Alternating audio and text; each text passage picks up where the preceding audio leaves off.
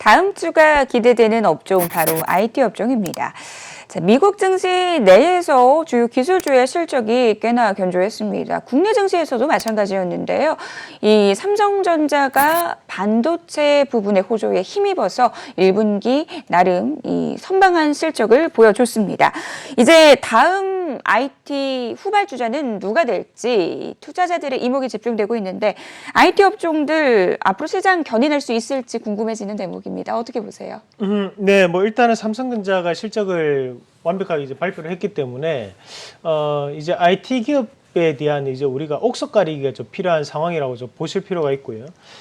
특히 이번 2020년도 같은 경우에는 이 IT뿐만이 아니라 우리가 이제 ICT라고 하죠. 그래서 거기에 커뮤니케이션이 하나 더 붙은 정보통신 기술까지도 우리가 함께 눈여겨 보실 필요가 있고, 또 이제 뭐 삼성전자 관련주들도 같이 눈여겨 보셔야 되는데. 지금 현재 이 정부 정책도 그렇고 모든 것이 다 이런 IT라든지 또는 ICT 산업에 대해서 상당히 집중되어 있습니다.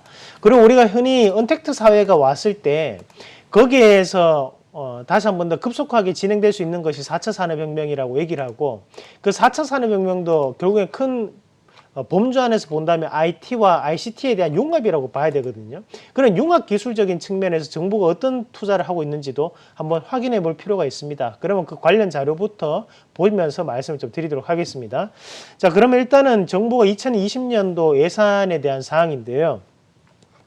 우리가 이제 정부 예산이라는 것은 2019년도에 예산안을 통과가 하면 그 예산안을 가지고 2020년대 살림을 살고, 또 2020년도 예산안이 통과가 되면 그 예산안으로 2021년을 또 살림을 살아가는 거죠.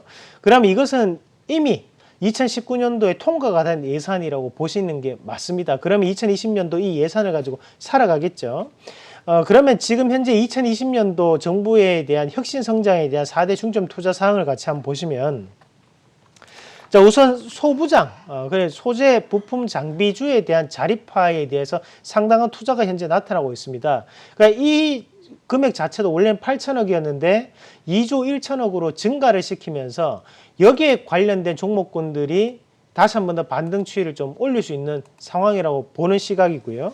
다음 그림도 한번 같이 보도록 하겠습니다. 네. 앞에서 보는 이 소재 부품 장비가 결국에는 우리가 국산화 관련주와 엮일 수 있는 부분이겠죠. 그래서 제품에 대한 국산화에 대한 부분이라는 걸 말씀을 드리겠고, 자, 그 다음에 나오는 것이 이제 DNA 빅3라고 하는데, 자, DNA는 데이터, 네트워크, AI 경제 확산에 대한 가속화를 뜻하는 부분이고, 밑에 빅3라는 것은 시스템 반도체, 그리고 미래차, 그리고 바이오 헬스케어에 대한 분야로 생각하시면 됩니다. 그럼 미래차라는 것은 전기차와 수소차에 대한 육성이라고 보시면 되고, 시스템 반도체는 우리 메모리 반도체와 또 다른 별주에 있는 부분이죠.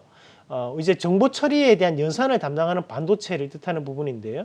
그에 따른 부분에서도 상당한 투자가 지금 들어갈 가능성이 높다고 보시면 되겠고, 뭐 그 밑에 부분이 이제 4차 산업혁명에 대한 미래 인재 양성 이런 부분들인데, 우리가 눈여겨봐야 되는 것이 위에 있는 이런 시스템 반도체에 대한 분야라든지 또는 앞서서 봤던 이런 소부장 관련이라든지 이런 부분 자체는 IT와 ICT에 대한 얘기들이거든요. 그러나 이런 부분에 대해서 돈이 유입된다는 것은 결국 그 산업이 갑작스럽게 좀 더 커질 수 있는 그런 여건이 형성될 수 있다는 거고, 이번에 코로나 사태로 인해 가지고 일시적인 부분에서 급락세가 상당 부분 나타났는데 이 부분 자체가 상당 부분 회귀가 될 가능성이 높다는 부분으로 해석을 할 필요가 있습니다. 자, 그리고 맨 뒷장이 이제 여당에 대한 정책 자료집을 한번 같이 보시면, 네. 자, 첫 장이 바로 이게 나옵니다. 바로 시스템 반도체, 미래차, 그리고 바이오 헬스 산업에 대해서 차세대 주력 산업으로 육성하겠다는 내용들인데요.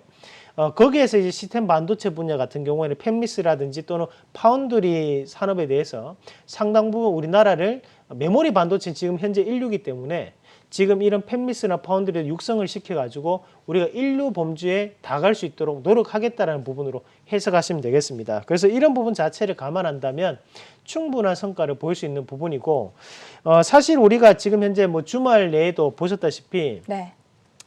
코로나 사태가 이루어졌음에도 불구하고 주말에 확진자 수가 급격하게 감소하는 부분이 나타났었고, 뭐 재난지원금에 대한 일부 효과가 반영이 되면서 지금 제주도 같은 경우에도 전년 대비 한 90%까지 경기에 대한 회복이 나타났다라고 얘기를 하거든요. 그만큼 지금부터는 다시 한 번 더 실적과 관련된 종목군들, 특히 실적이라고 얘기했을 때는 우리가 IT나 또는 ICT 산업을 많이 얘기하는데 그에 따른 관련 종목군들이 5월 달에는 시장을 주도할 확률이 대단히 높다라는 말씀까지 함께 드리도록 하겠습니다. 증시 격언 중에 정부 정책에 맞서지 말라라는 말이 있죠.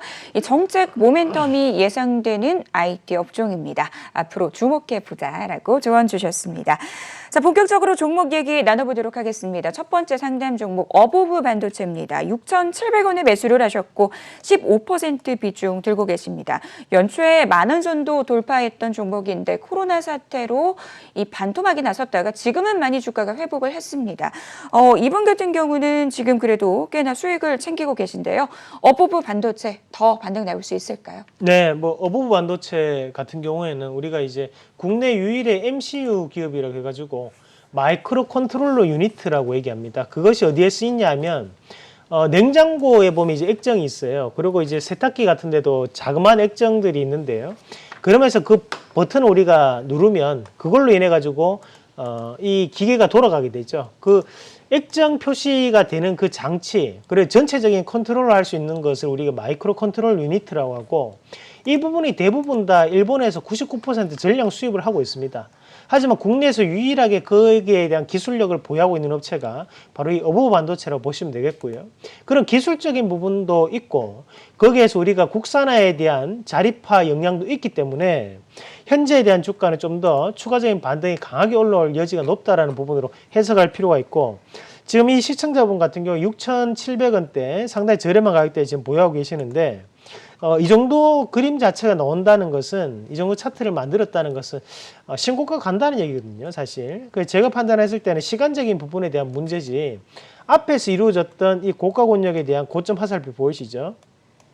자, 이런 자리까지는 다시 한번 반등이 나온다고 판단합니다. 그러면 적어도 제가 볼 때는 10,000원 이상 때까지는 우리 시청자님 마음을 조금 놓으시면서 들어갈 수 있는 전략으로 말씀을 드리겠고요.